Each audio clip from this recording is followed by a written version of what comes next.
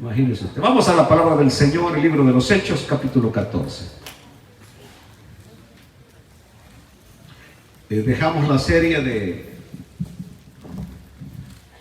la apostasía en pendiente más bien, no en pendiente. Y seguimos el próximo domingo si Dios nos da vida. Porque ahora, como les dije, es de darle gracias a Dios por cada día. Capítulo 14.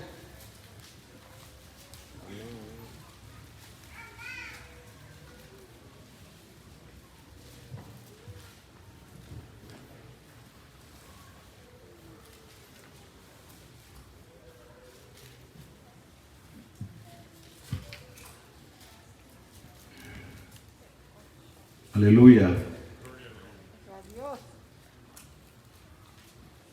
Y vamos a leer el versículo 8.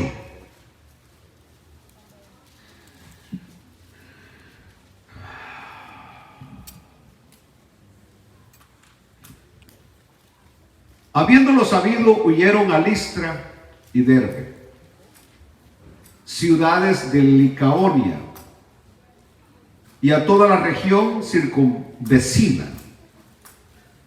Y ahí predicaban el evangelio. Estamos hablando de Pablo y Bernabé.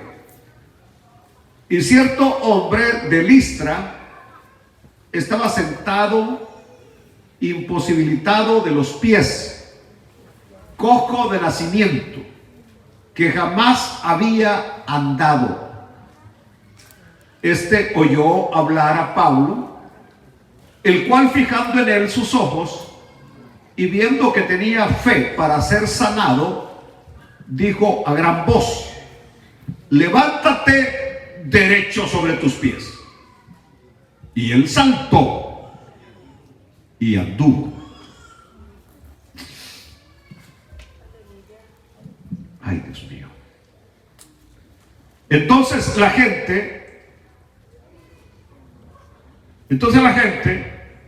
visto lo que Pablo había hecho, alzó la voz diciendo en lengua licaónica: dioses bajo la semejanza de hombres han descendido a nosotros.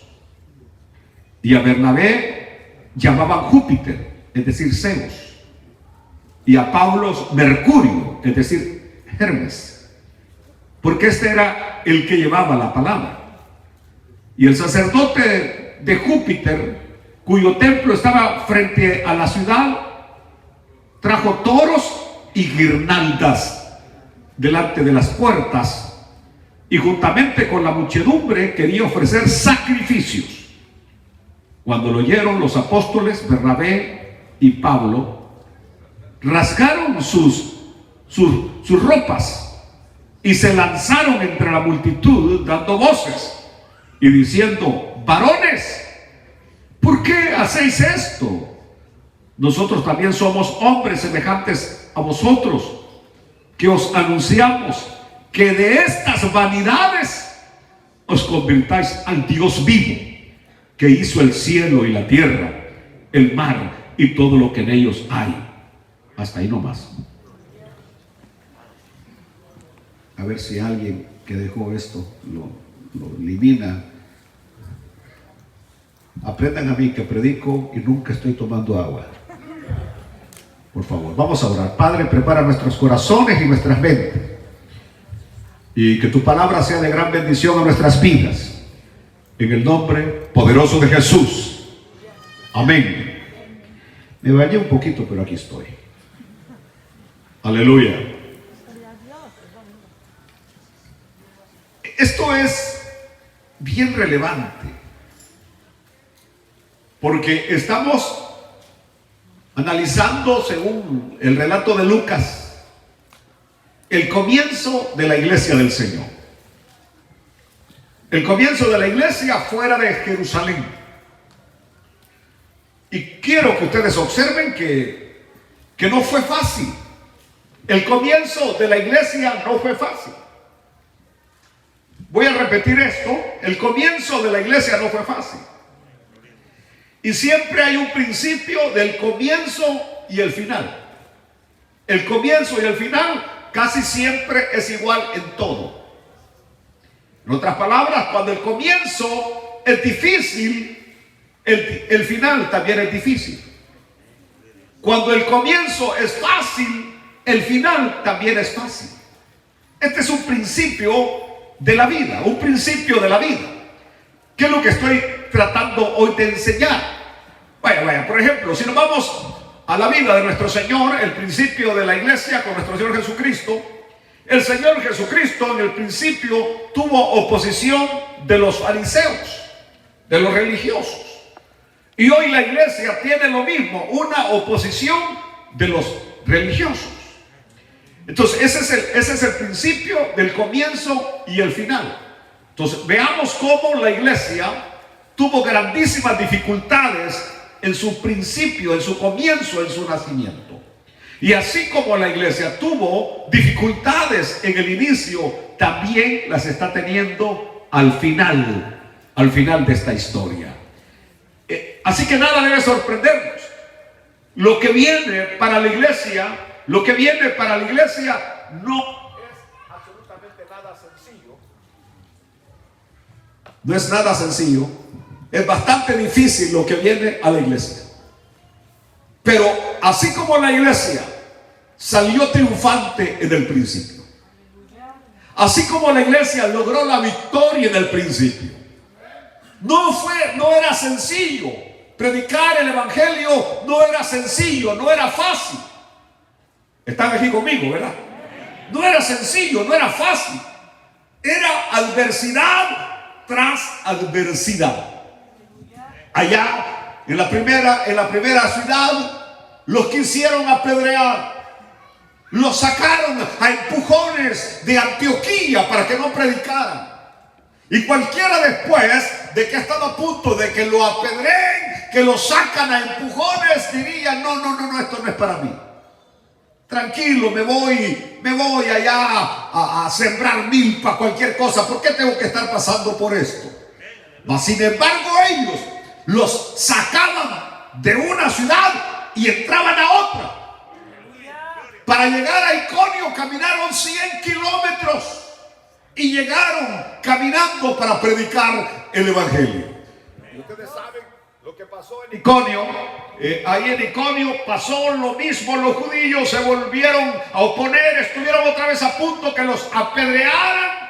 Había un complot, huyeron otra vez a punto de ser golpeados y llegan a Listra y siguen predicando el evangelio. Qué increíble, ¿no? Es decir, cuando ellos se veían obligados a hacerlo, salían de la ciudad, Pablo y Bernabé, y se iban a otra a seguir predicando el evangelio. Esta ciudad de Listra, de acuerdo a mis datos, estaba a 30 kilómetros de distancia. Caminaron 30 kilómetros para llegar a Listra y Derbe. Pero lo que resalta aquí es la perseverancia en medio de las dificultades. Y es que en la vida, si queremos lograr algo, tenemos que ser perseverantes. Parece que no se oye lo que digo. Las personas que se rinden a las primeras dificultades nunca van a saber lo que Dios tenía para ellos. Hay cosas que Dios tiene para nosotros, pero que solamente las lograremos si perseveramos. Por ejemplo, si hablamos del famoso matrimonio, aquellos que se rinden a las primeras dificultades y que aquí se termina, aquí se acaba, no saben lo que Dios tenía preparado para ellos porque se rindieron ante las dificultades. Aquellos que van a una carrera a estudiar, créanme que no va a ser sencillo, hay que desvelarse, hay que investigar y dicen: no, esto no es para mí. El que está estudiando para doctor y que tiene que aprender un montón de nombres de medicinas y se rinde, no sabe lo que Dios tiene preparado para él. Lo mismo es en el ministerio. Si las cosas no resultan fáciles al principio del ministerio, y que no van a ser fáciles, aunque Dios nos haya llamado, no van a ser fáciles, pero si la persona se rinde, si yo me hubiera rendido en el principio del ministerio, nunca hubiera sabido lo que Dios tenía preparado para mí. ¿Están aquí, hermanos? Así que ellos perseveraban en medio de las dificultades. En medio de las dificultades.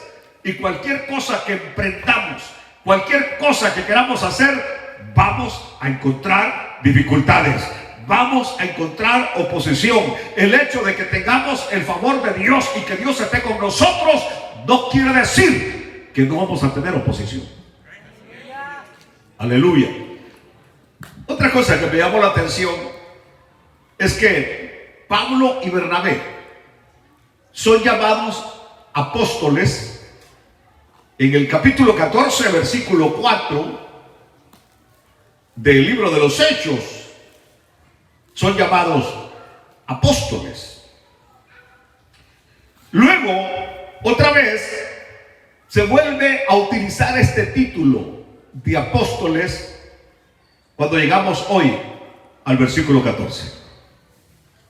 Y va a ser las únicas 2 veces en el libro de los Hechos que ellos van a ser llamados apóstoles. Es la única 2 veces que van a ser llamados apóstoles. Pablo, por supuesto, cada vez que escribía una carta, Pablo usaba ese título. Pablo, apóstol de Jesucristo. Pero en el libro de los Hechos sobresale, y ahora vamos a entender por qué sobresale hoy que una vez más a ellos se les llame apóstoles. Porque si regresamos a nuestra lectura, en el versículo, me parece que es el 7, ¿verdad? Dice, y ahí predicaban el evangelio. Pablo y Bernabé realizaron en su ministerio muchas obras milagrosas, una de las cuales es relatada en el pasaje que hoy hemos leído. Una obra milagrosa. Pongan atención a esto, porque esto es relevante lo que vamos a decir en este momento. Ellos realizaron muchas obras milagrosas. Aquí tenemos registrada una de ellas. Sin embargo, ellos no viajaban como hacedores de milagros. Ellos no viajaban como hacedores de milagros. Su motivo principal era predicar el evangelio. Alaben al Señor. Ese era su motivo principal, predicar el evangelio. No obrar milagros, sino predicar el evangelio. Nosotros hoy tenemos que aprender esto, porque de repente nosotros vemos a alguien en la televisión o donde sea que obra milagros, y aunque ya dijimos que no son los hombres los que obran milagros, sino que Dios el que obra milagros, porque en la lectura anterior, del mensaje anterior, la Biblia fue enfática, y Dios hacía obras, señales y milagros a través de ellos. Era Dios quien hacía obras, milagros. Pero nosotros que somos tan ingenuos, aleluya, que somos tan ingenuos, pensamos que son los hombres los que hacen milagros. Y apenas miramos que alguien que ora y la gente cae, que ora y que cualquier cosa, o que profetiza, lo que sea, ahí vamos como corderitos detrás de ellos, pensando que son ellos. Y no son ellos.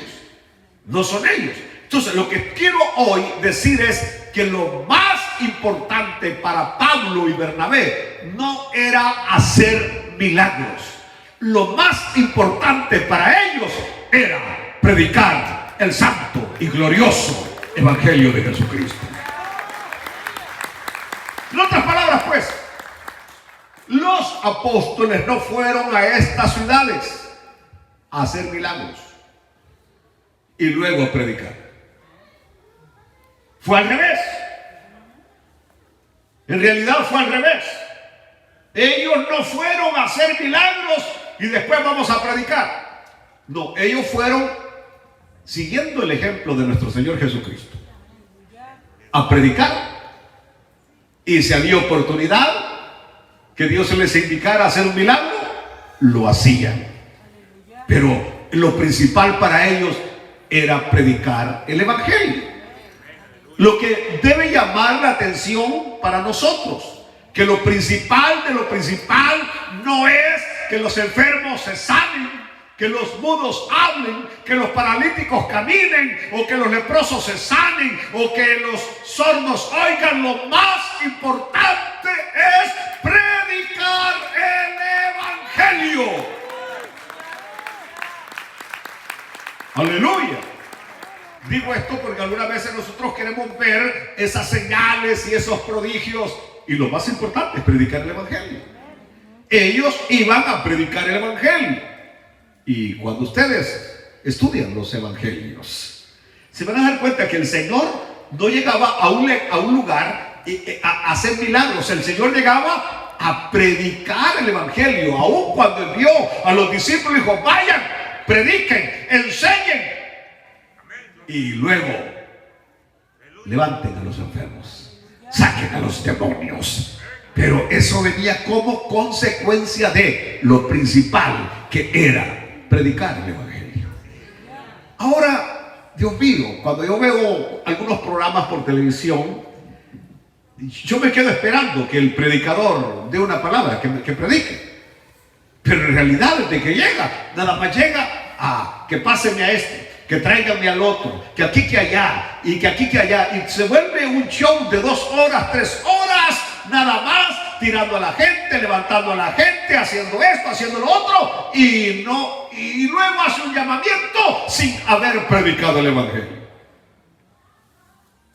Parece ser que aquí los apóstoles nos están diciendo que la cosa no era así. Por supuesto, Pablo y Bernabé tenían los dones de apóstol. Los dones de apóstol. Y entre esos dones que tenían los apóstoles era hacer señales milagrosas. Y quiero decirlo hoy, aunque la Biblia dice: y estas señales seguirán a los que creen. Y estas señales seguirán a los que creen. Cuidado, no se detengan en mi nombre, porque algunos leen mal ese versículo y dice: y estas señales seguirán a los que creen en mi nombre.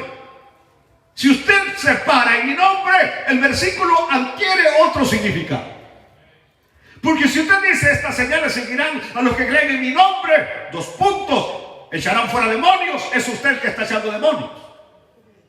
Pero cuando usted lee correctamente las escrituras dicen: y estas señales seguirán a los que creen, 2 puntos, en mi nombre echarán fuera demonios, en mi nombre hablarán nuevas lenguas, en mi nombre tomarán cosa mortífera y no les hará daño, sobre los enfermos en mi nombre pondrán las manos y sanarán.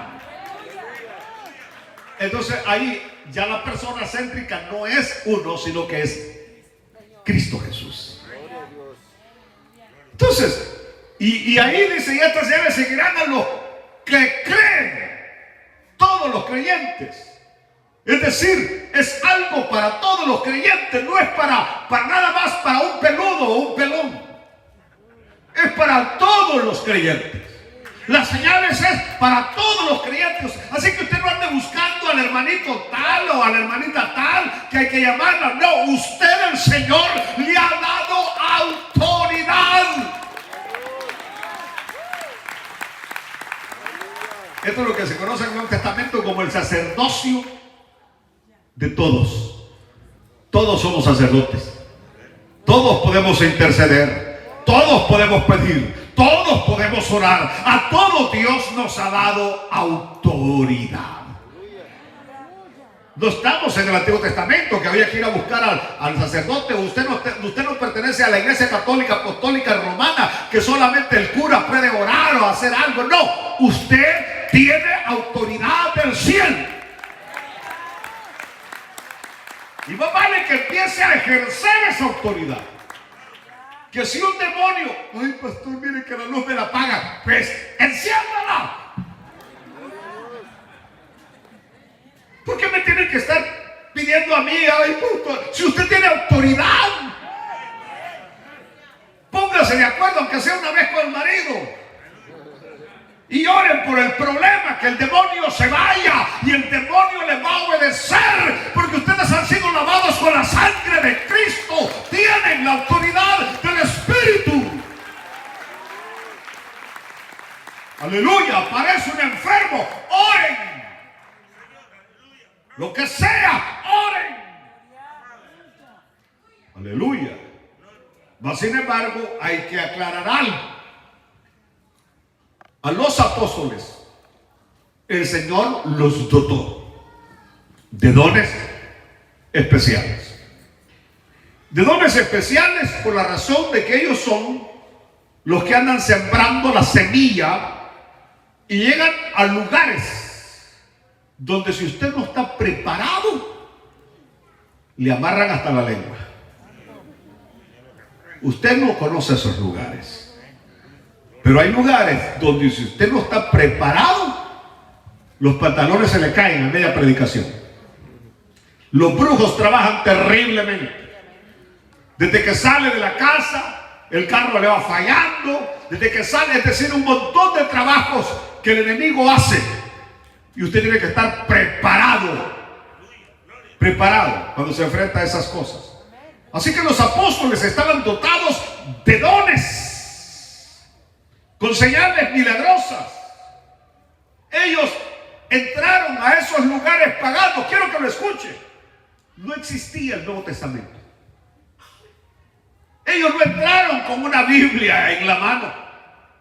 No, nosotros hoy llegamos y hasta unas que las andan ahí colgando ahí que pesan. Porque según ellos, de acuerdo al tamaño de la Biblia, así es la autoridad que tienen. La mía es grande, pero porque no leo ya muy bien. Pero si leyera muy bien, sería pequeña como la que siempre he usado. Porque la Biblia es la Biblia. Tiene la misma autoridad, aunque pese 20 libras y aunque pese 5. Aleluya. Pero cuando está uno estudiando el instituto bíblico, como los presbíteros, andan unas Biblias pesadotas. Uno cree que eso da autoridad y todos quieren comprar Biblias grandes porque creen que eso les da autoridad. Quiero que estén aquí conmigo. Entonces, pero en ese tiempo, así que lo que estoy diciendo es que cuando uno ya entra a un lugar y va con su Biblia, uno siente un apoyo. ¿Me están oyendo? De tal manera que si uno va a ir a orar o va a ir a cualquier cosa, uno no quiere dejar su Biblia, porque su Biblia uno siente que le da autoridad. Aleluya. Mas sin embargo, estos apóstoles no cargaban una Biblia. ¿Me están oyendo? El Nuevo Testamento no había sido escrito todavía. No había tal cosa como Evangelio de Mateo, Marcos, Lucas, Juan. El libro de los Hechos se estaba escribiendo. Pablo todavía no había escrito su primera carta. Así que ellos llegaban, y aquí es donde yo digo, me imaginé, llegaban probablemente con la ley, los salmos y los profetas, que eran los libros de la Tanaj, del Antiguo Testamento hebreo, porque simplemente ellos lo sabían, lo habían leído. Es más, todo niño judío tenía que saber la Torah de memoria, que era equivalente a todo el Evangelio de Mateo. Sabían la Torah de memoria. Así que Pablo, Bernabé lo sabía, conocían la historia de Israel. Porque una cosa es predicar de lo que se sabe y otra cosa es predicar de lo que no se sabe. Como también una cosa es predicar de lo que uno ha experimentado y otra cosa es predicar de lo que usted nunca ha experimentado. Para predicar de la salvación, usted tiene que haber experimentado la salvación. Para hablar de Jesús, usted tiene que conocer a Jesús. Así que ellos llegaban sin libros en la mano, sin una credencial. Pastor, aquí está mi credencial de pastor. ¿Quién dice que un pedazo de papel acredita que usted es pastor?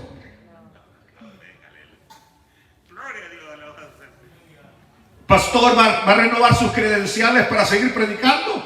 Le dije, excuse me, what do you say? ¿Dije algo malo? Sí, sí lo dijo. Que dice que si no voy a renovar mis credenciales para seguir predicando. Le dije, ¿quién dice que solamente con esas credenciales puedo seguir predicando? Lo que sé es que sin esas credenciales, en este país loco, humanista y materialista, si no se tiene esa credencial, no puedo casar, no puedo hacer ciertas ordenanzas, pero nada dice que no puedo predicar el evangelio. Pero bueno, disculpen, no es el problema. Ha habido atrasos en mi oficina y por eso no se han renovado. Pero no quiere decir que si no renuevo no voy a seguir predicando el evangelio. Hemos tergiversado las cosas. Aleluya. Aleluya. Así que las credenciales, ¿cuáles eran las credenciales de Pablo y Bernabé? ¿Cómo podrían ellos asegurar que el mensaje que predicaban venía de Dios? ¿Cuáles serían sus credenciales, pues? Por supuesto, eran las señales milagrosas. Eso acreditaba el mensaje de ellos. Eso acreditaba el mensaje de ellos. En aquel tiempo eso acreditaba el mensaje de ellos. Hoy no necesitamos ese tipo de credenciales. Aleluya. Bueno, me llamó la atención que dice que este hombre que estaba cojo de nacimiento oyó hablar a Pablo, el cual fijando en él sus ojos. Yo creo que de aquí es donde han aprendido mucho de estos predicadores. Mírame, mírame, mírame. Y la persona empieza hasta a temblar cuando dice mírame. Y porque ellos no le dicen a cualquiera mira. A todos los que están ahí, ellos saben aquel que está prácticamente emocionado o está en éxtasis o está en un momento de que con cualquier cosita, ¡paz! Pero si viene alguien así como la hermana que está con las botas cruzadas, ¿dónde está qué?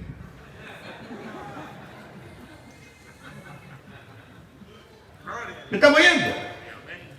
Por ejemplo, a la hora que todos en la lista oran, ellos saben la persona que está que... Mira,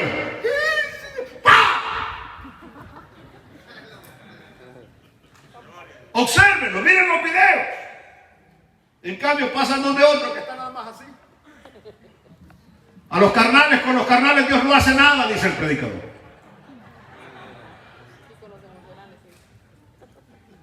Pero con los emocionalistas sí. Y como en la iglesia pentecostal eso abunda usted. Si no vean cuando pasan a cantar y que hay un grupo cantando, ¡que corran! Aquí ya les había agarrado que empezaban también a correr y los paré. Me dije, vayan a correr al gimnasio. Sí, honestamente no es así. Aleluya. Sonríen, Cristo les ama. Entonces, entre los que le estaban oyendo, bien importante lo que la Biblia dice. La Biblia es linda y nada dice nada más por decir. Solamente creen los que están oyendo y solamente reciben los que están oyendo. Pero cuando si se está predicando y la mente suya está por otro laredo, usted no va a recibir. Es más, usted dio el mensaje, uy, qué simple estuvo el mensaje. No, el simple es usted. El mensaje jamás es simple. Que no tenía la atención, no estaba oyendo. Tenía la mirada así, pero su mente andaba por otro lado.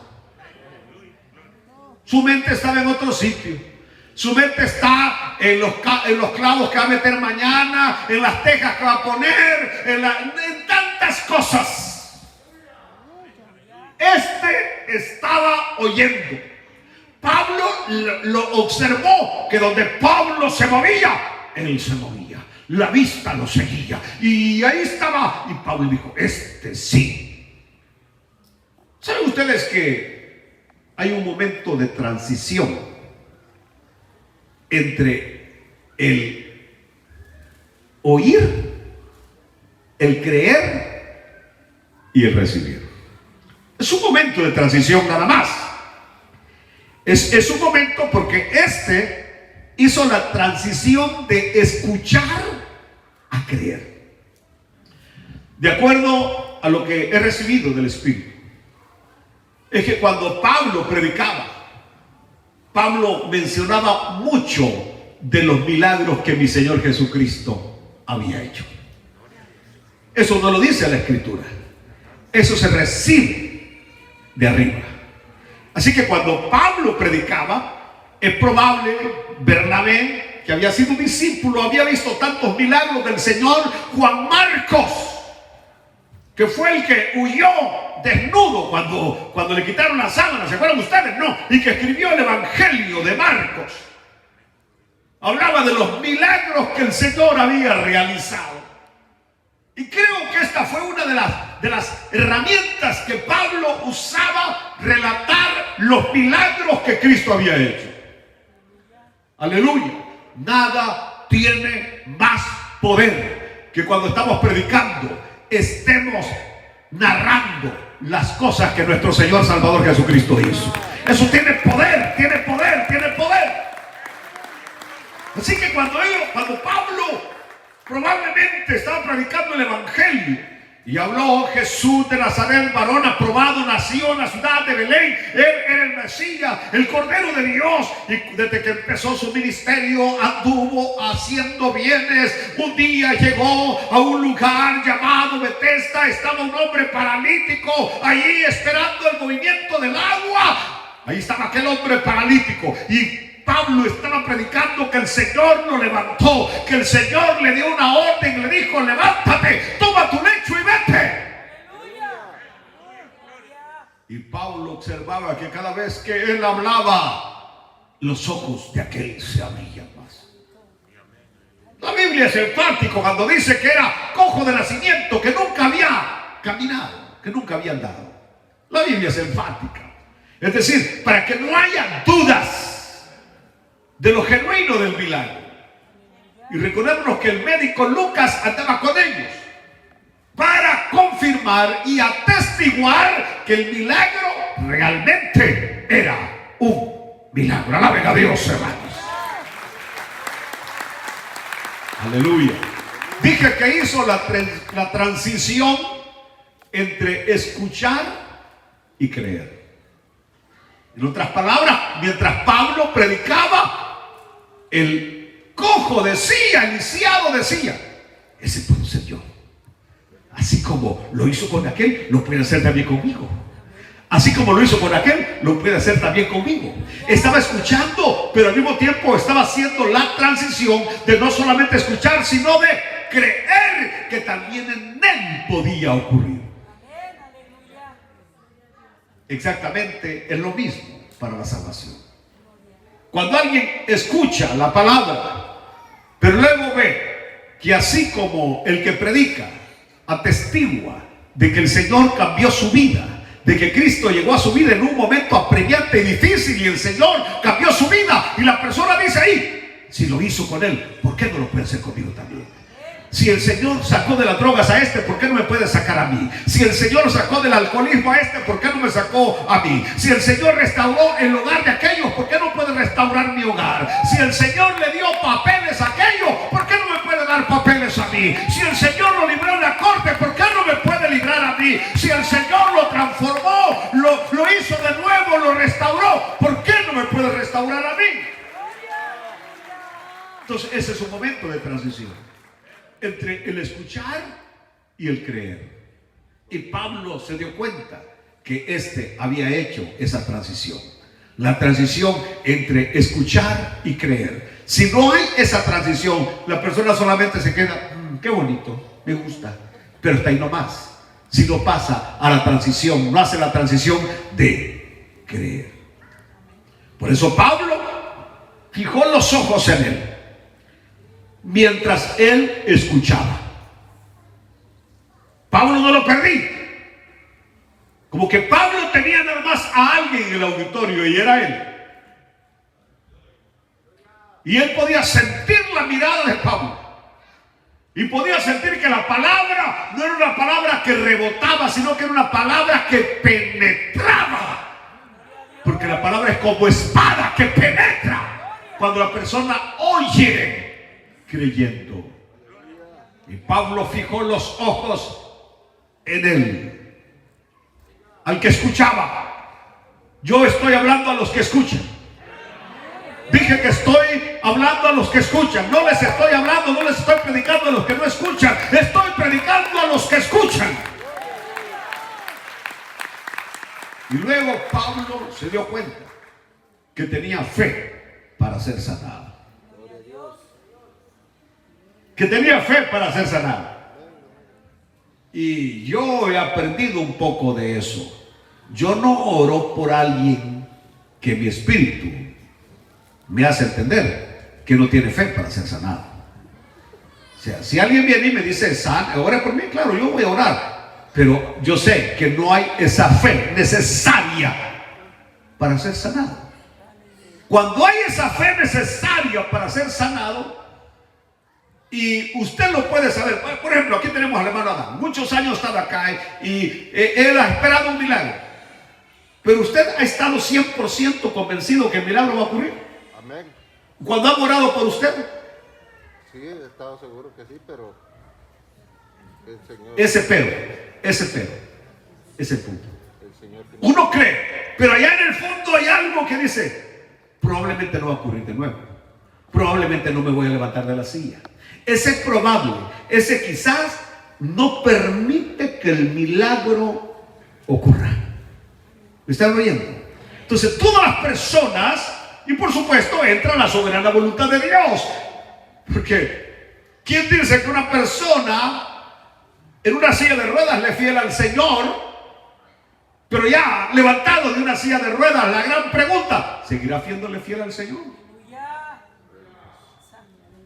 Hay personas que son fieles enfermas y apenas son sanadas, son infieles. Hay personas que son fieles en la pobreza, pero apenas tienen, ya no son fieles. ¿Me está oyendo? Así que el Señor, aquí que probablemente usted va a entender por qué Dios no le da que se saque la lotería.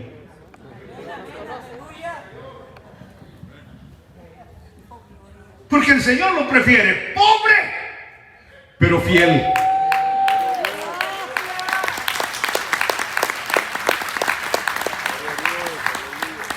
Así que si usted no va a ser fiel, no gaste su dinero de puro gusto, porque no se lo va a sacar.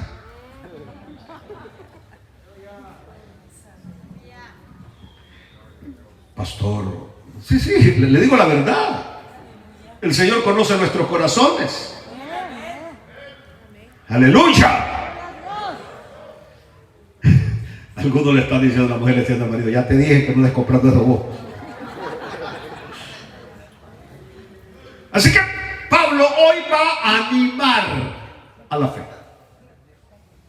siguiendo el mismo método de mi Señor Jesucristo. Jesucristo hacía lo mismo. Mírame. A ti te digo, levántate, toma tu lecho y vete. El Señor hacía lo mismo, animar la fe. Vamos a ver a Pedro, capítulo 3, haciendo lo mismo, animando la fe. Aleluya. Y eso es algo que nosotros deberíamos aprenderlo en el ministerio. Animar a las personas a caminar en fe, a recibir por fe. Y esta orden de Pablo captó la atención de la multitud. Cuando los hombres que estaban viendo que el hombre saltaba y comenzaba a caminar, comenzaron a dar gritos. Comenzaron a dar gritos. Alaben a Dios, comenzaron a dar gritos. Ahora, pregunto, ¿le trajo bien ese milagro al evangelio? Nos dice la palabra que multitudes aceptaron a Cristo, fueron transformadas sus vidas por ese milagro. No. Al contrario, el milagro como que desvió la atención del propósito principal. Es más, trajo consecuencias que ellos no esperaban. ¿Por qué razón? Porque los de Listra, cuando vieron aquello, el milagro, les hizo creer. Estos eran gentiles paganos, que usted tiene que conocer un poquito la mitología griega. La mitología griega, los dioses del Olimpo. Para los griegos, Zeus, el dios grande, Zeus.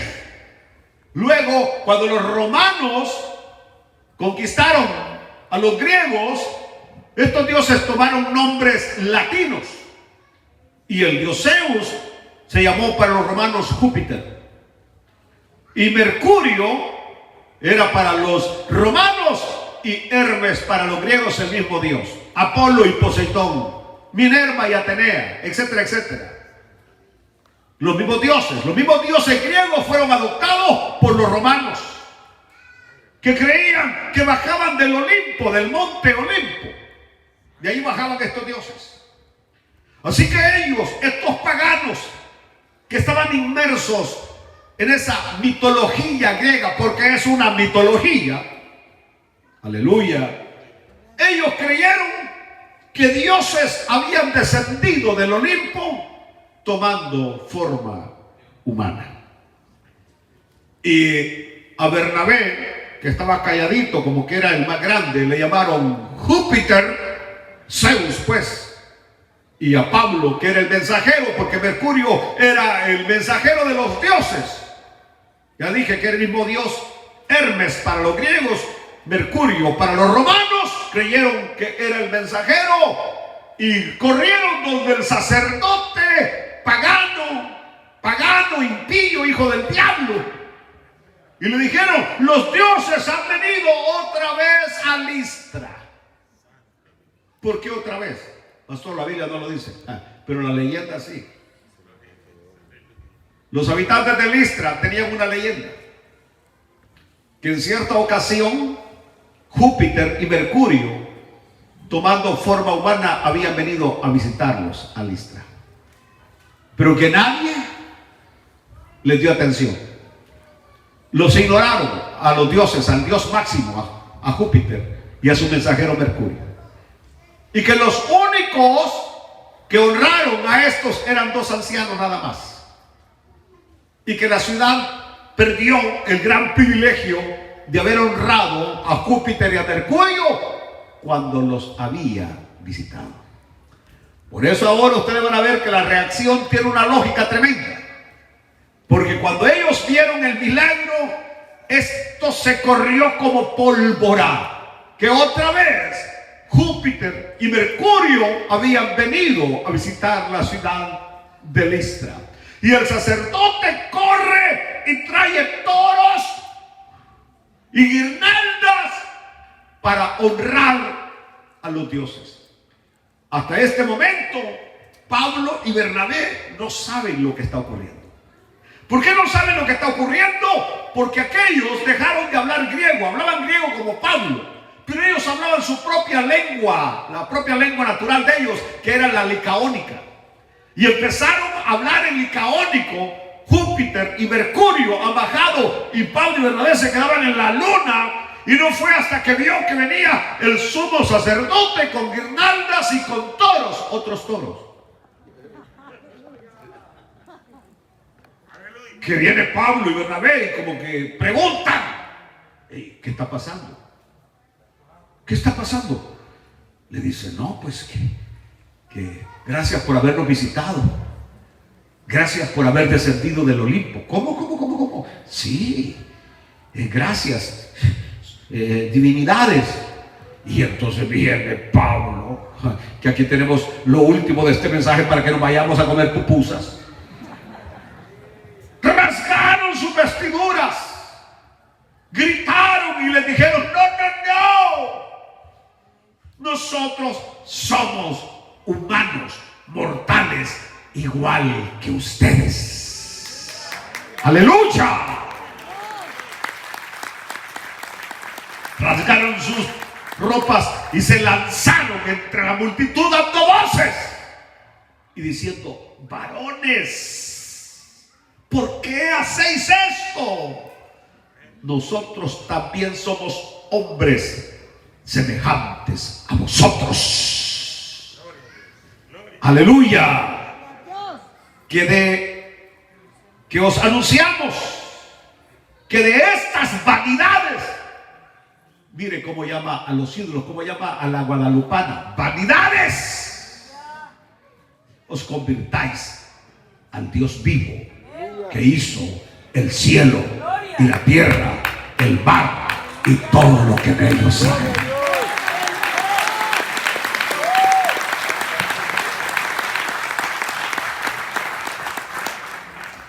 Ya Pedro, el apóstol Pedro lo había hecho, capítulo 10, cuando llegó a la casa de Cornelio. Y Cornelio se quiso tirar a los pies de Pedro para adorarlo. Y Pedro, al que los católicos le llaman al primer papa, no lo permitió. Y vino Pedro y le dijo a Cornelio: levántate, yo soy un hombre igual que tú. Adora solamente a Dios.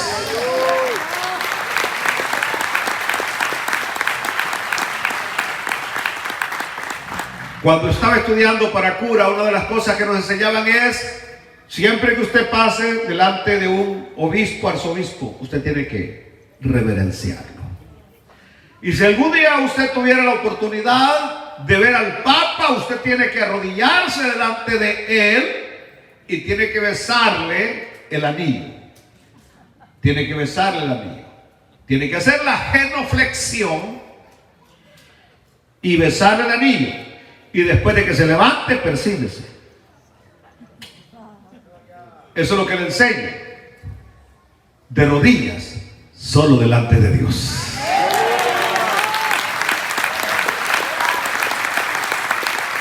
¡Levántate! Cuando Juan quiso adorar el ángel en Apocalipsis, al final del libro, también le dijo el ángel: levántate. Nosotros somos consiervos como ustedes. Los hombres de Dios no quieren ser reverenciados. Los verdaderos hombres de Dios no quieren ser vistos como algo grandes. No quieren ser vistos como los grandes siervos usados por Dios. Ustedes saben que por los planes perfectos de Dios, José fue vendido por sus hermanos y llegó a Egipto. Pasó por la cárcel, pasó por todo, hasta que el faraón tuvo un sueño.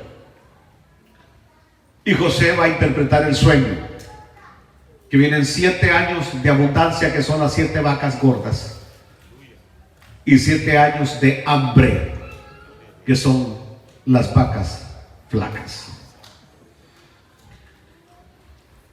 Allá en Canaán, Jacob está sintiendo los efectos del hambre y envía a los hermanos de José a Egipto sin saber que José vivía. Para acortar la historia, llega un momento que José se revela, se da a conocer con sus hermanos, y Jacob recibe la noticia que José está vivo y que todavía falta tiempo de hambre, lo cual hace que Jacob con su familia vayan a descender a Egipto. Escucha bien esto. La historia que nos relata don Flavio Josefo es que inmediatamente que el patriarca, el anciano Jacob, llegó a Egipto, se establece en la tierra de Gosén, el hambre se acabó. El hambre que estaba azotando a Egipto y la tierra conocida, se acabó el hambre. Cuando llegó a Egipto, otra vez vino la lluvia, otra vez llegó la bendición. Recuerden ustedes que donde quiera que un hijo de Dios, no voy a llamar judío, un hijo de Dios pone un pie, ese lugar es bendecido. Esa fábrica donde usted trabaja está bendecida porque usted trabaja ahí.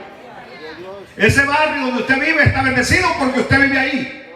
Ese pueblo donde usted vive está bendecido porque usted, como hijo de Dios, vive ahí. Esta nación está bendecida a causa de la iglesia del Señor.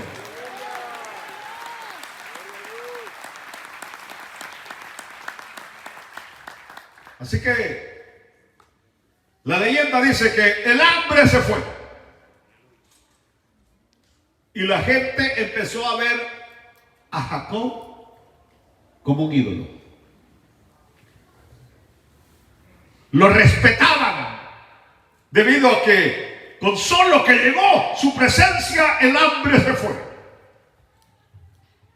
Entonces vino Jacob y viendo la idolatría que imperaba allí en Egipto, le dice a José, porque José tenía influencia, no le dice a los otros hijos, no le dice a Simón, no le dice a qué, a Leví o a qué, a Judá, no le dice, mira, cuando yo me muera, llévame para allá, para mi tierra, quiero estar en el sepulcro con el padre Abraham, allá con Isaac. No, ellos no tenían ningún poder ni influencia, pero José sí la tenía. Y le dice, hijo, capítulo 48, último versículo, hijo, quiero que me prometas que cuando yo me muera van a trasladar mi cuerpo, no lo van a dejar aquí en Egipto, van a trasladar mi cuerpo a Canaán. Entonces, ¿por qué hizo esto el patriarca? ¿Por qué lo hizo Jacob? Termina el historiador diciendo, para evitar que su tumba se volviera un objeto de idolatría, de adoración por los paganos egipcios. En otras palabras, Jacob sabía que el único que merece adoración y reverencia se llama Dios.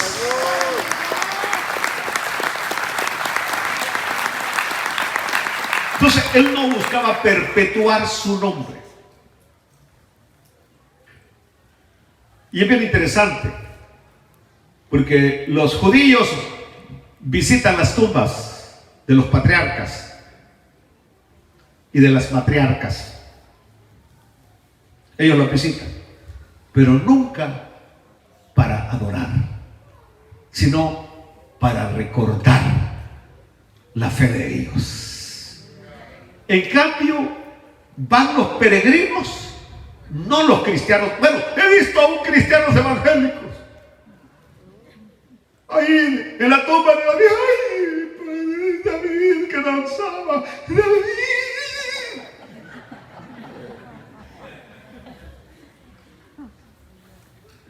Pastor, y usted no siente nada. Así me dicen algunos. Usted es insensible, ¿verdad?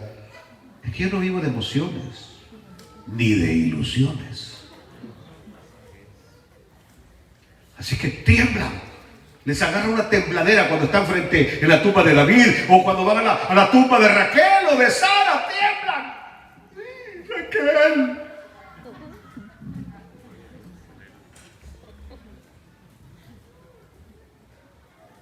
Esas tumbas no son para adorar ni reverenciar. Aleluya. Sino que al único que se debe adorar es a Dios.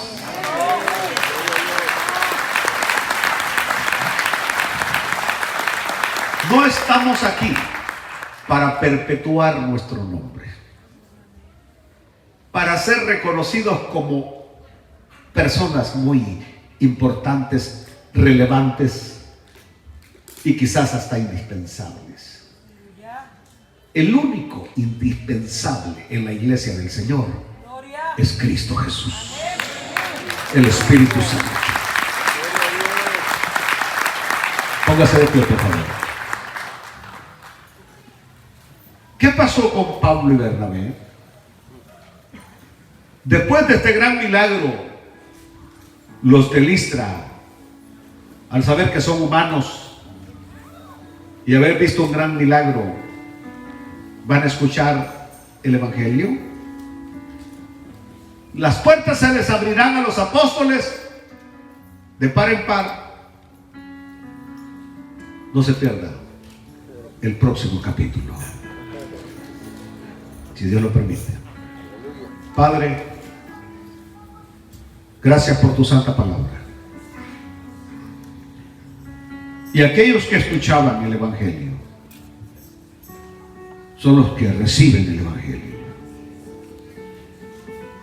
Permita, Señor, en esta noche que aquellos que están ordenados para la vida eterna hagan la transición de escuchar a creer y que vengan a tus pies. Lo pido en el nombre más poderoso, el nombre de Jesucristo. En esta noche, si alguien oyó y escuchó el Evangelio de Cristo Jesús, el Evangelio de las buenas nuevas, que Cristo bajó del cielo para que nosotros subamos al cielo, que Él bajó de Dios a los hombres para que nosotros subamos a Dios. Hay alguien en esta noche que quiere levantar su mano y que me diga: pastor, quiero entregarle mi vida al Señor. Dios le bendiga. ¿Hay alguna persona más que le quiere entregar su vida al Señor? ¿Alguna persona más que le quiere entregar su vida al Señor? Voy a invitarla a que pase por favor a este altar, salga de esa silla y venga Jesús. Dios le bendiga. Y así como ella, usted también puede venir a los pies del Señor. ¿Hay alguien más en esta noche que tome esa decisión? La más grande, la más sabia, la más importante. ¿Todavía hay alguien? 30 segundos, terminamos. ¿Hay alguien que le entregue su vida al Señor Jesucristo? Vamos a orar entonces. Por favor, tenga la bondad de levantar su mano al cielo y repite estas palabras. Quiero que diga: Padre Celestial, te doy gracias por haber enviado a tu Hijo Jesús a morir por todos mis pecados. Señor Jesús, perdona todos mis pecados. Límpiame y purifícame, porque desde hoy yo creo y confieso que soy salva. Soy salva y lo creo. Amén, amén y amén. La van a llevar allá, que le van a anotar su nombre, por favor. Y mañana los líderes a las 7 de la noche. Que Dios me los bendiga y los guarde. Bendiciones a todos.